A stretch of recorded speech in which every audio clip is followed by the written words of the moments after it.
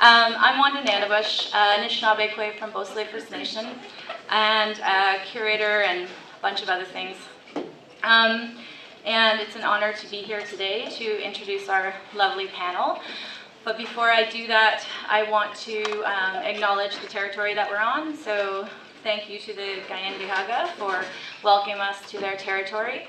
And also I want to acknowledge Canada, what is now called Canada, as entirely Indigenous territory. And I also want to acknowledge all the Indigenous people who make Montreal their home today. So I'm just going to run straight into this. So you're at the panel, in case you don't know where you are. It's from the Barricades. The impact and influence of the Mohawk crisis in First Nations art. I like to think of it more as the Gayan-Gihaga resistance rather than the crisis, because it's not our crisis, it's theirs, because they're the ones who don't necessarily have the Oka community. It's their crisis and Canadian crisis, because they don't have the legitimacy to the land that they claim. So let's get started with Arthur Renwick. He's a photo-based artist, independent curator, and professor. His practice explores cultural identity and colonization. Renwick is a member of the Haisla First Nation.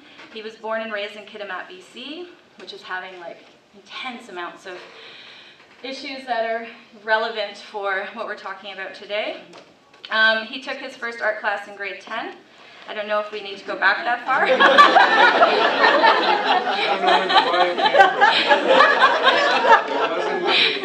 As you're reading, I'm like, maybe we don't need to go back that far. Okay. Kennard described his mask series, which is at the National, it's owned by the National Gallery of Canada, isn't it? Yeah. If you haven't seen it, check it out. The quote from her is, "In order to confront this heritage of discrimination, Renwick asked his subjects to imagine looking through the lens directly at the stereotypes and make a gesture towards them. The result is a full-faced, highly animated portrait.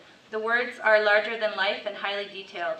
They are also confrontational, and when presented in a group, make a powerful statement." So Arthur Renwick. Thank you, Wanda, for the wonderful introduction. Oka, Ganasatage, Ganawage, 1990, Montreal. That's when I first moved to Montreal. I was here to pursue my grad studies at Concordia in Montreal, and had just finished my undergrad in Vancouver and was playing in a number of bands at that time. And moved here to pursue visual art in a more serious manner. And when I got here, it was a really tumultuous time. I mean, a cop had been shot out at Ganasatage. I made a lot of friends here immediately. One of them was Joe David. We became very close very fast. I don't know if you know who Joe David is, but he was an important figure in that whole thing. His nickname was Stone Carver. And prior to that was Gandhi. So there was a lot that was going on, and a meeting of minds had come together with a lot of young, upcoming artists. I moved here just the year after that Eric Robertson was here. Some of you may have heard of his name through New Territories, or from Indigena, another historical exhibition. Mary Longman had moved here at that time. Her and I drove across the country together to land in Montreal. And there was a lot going on, and it was a really profound thing that was going on, because not only were the ripples being felt within the city of Montreal, but it was being felt across Canada. I came from a small reserve in northern BC, and I was talking to my brother there, and he was saying that bar brawls were happening at the local watering hole over these issues. The nations became polarized. And there was an old t-shirt that I remember my cousin wearing at the time. It was a picture of a native kid with, the stereotypical headband with a feather on it, and it said, "Either you are or you aren't. I are." And people were starting to declare, yes, I'm First Nations, yes, I come. And using First Nations as a really empowering tool. I'm from the Haisla First Nations, which is where I came from, and I'm entering into this place where, going out to the peace camps, as they were called at that time, seeing the little tanks rolling by, they were called bobcats, and watching the helicopters flying overhead with their machine guns hanging out the window, circling us, you know, and Alanisa Bomsawin captured it beautifully with her documentary, 270 Years of Resistance.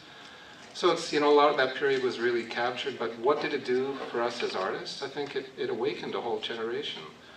It awakened young artists as well as solidified and strengthened the older generation of artists. At that time, you know, the first names that come to mind of that generation of artists would be Joan Cardinal Schubert, Jane Ash Potra, Carl Beam, Robert Hoole, Bob Boyer.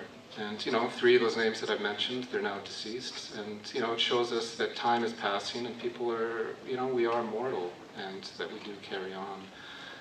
But at the same time, their art lives on, and which is what we're all doing, is contributing to this place, you know, that we call the Native community, or the educational genre of art production, the institution, as we call it. And, you know, some of us have carried on in a way that has really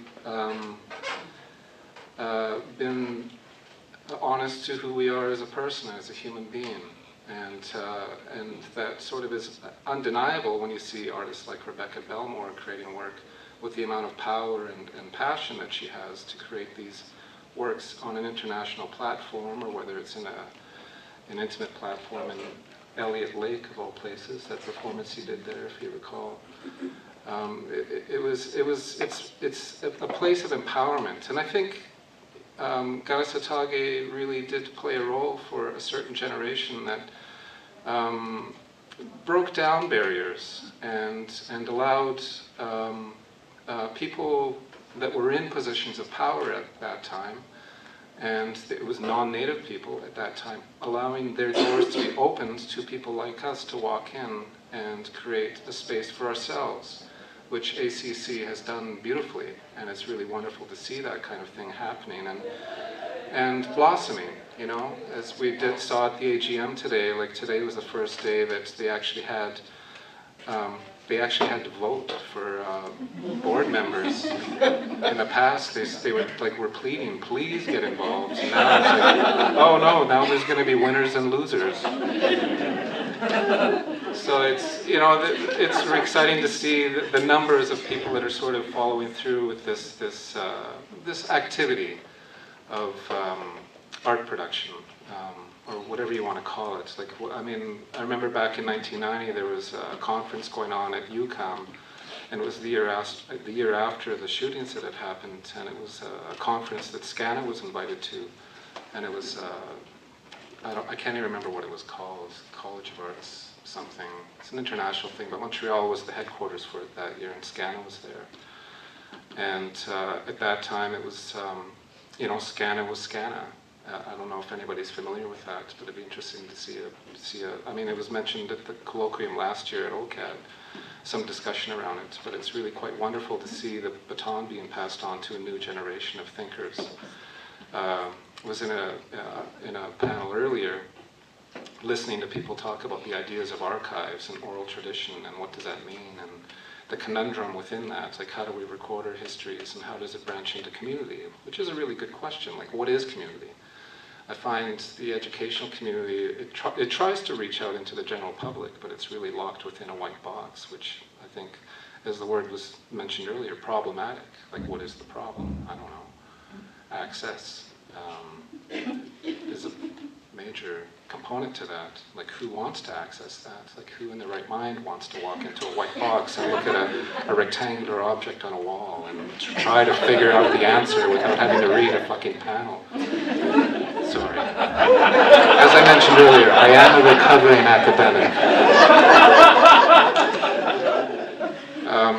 So anyhow, I've got 1 minute. Anyhow, it's so nice to see, you know, these panelists here, and all of you here, sort of interested in talking about Aboriginal identity in education, because at one time it was questioned, like what is, like SCANA, the major discussion that was happening at that time 20 years ago, 24 years ago, is what is Indian and what is art, and do they belong together? And I think now we're able to answer that, and I think Ganasatake it was a way of pushing everybody into the door of the institution so that we can hammer these things out and discuss these things. And I think that series that was mentioned earlier, Mask, has a lot to do with that. Cultural identity and just creating a presence, and just, we are here, we are not going away, we're never going to leave, and deal with it. You know, there is no other way around it. Thank you.